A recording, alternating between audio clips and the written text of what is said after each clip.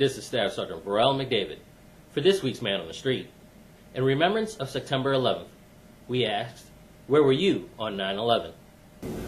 I was stationed at Fort Drum in upstate New York, part of the 20th ASOS up there, and I was at work that day, and someone in my office saw it on CNN, and we went and watched and couldn't believe what was happening.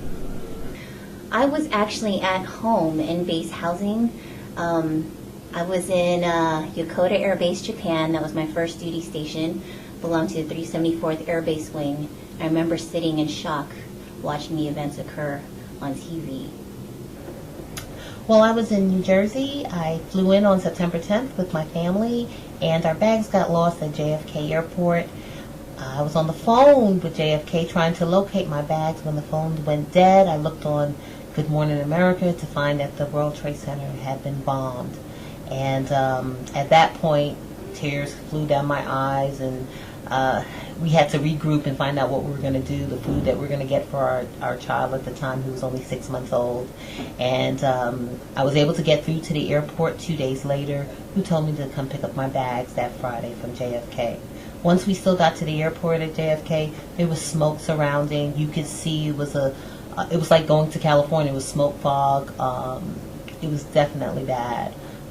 So that's where I was on September the 11th. Actually, I was stationed at Hickam Air Force Base in Hawaii, and of course the time difference is extreme there, so we didn't find out until maybe 12 o'clock in the afternoon what had happened at the World Trade Centers, and we were instantly recalled at that time and started a whole other part of our life there. We had just celebrated our 7th anniversary, so that was a extreme year for us. I was briefing the general on the supply fuels rodeo, and Intel came in and actually briefed him quickly on the first aircraft strike. And then within like maybe 10 or 15 minutes later, they came in and briefed him on the second one, and then pretty much he went from there and everything stopped. So, and the base was locked down, shut down. CENTCOM and SOCOM were also sitting on the base, so we went to total lockdown. That's where I was. On September 11, I was in Africa. West Africa and Benin. It's the country right next to Nigeria. And you guys just need one of us to be there? I was thinking about coming to America, but I didn't know anything about September 11.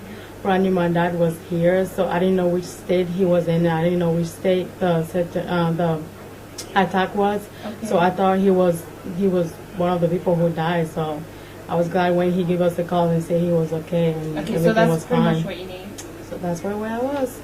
September 11th, I was in middle school, man. The young guy.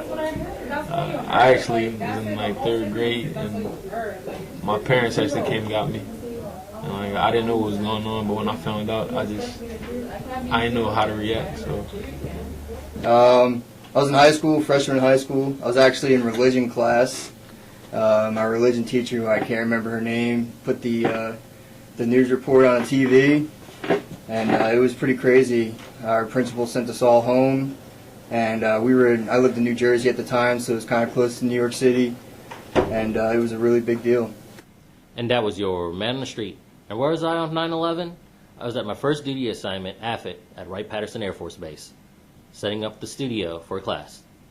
For any thoughts, comments, questions, or suggestions, or is there a question you'd like me to ask Tim and Select, please send it to the following email.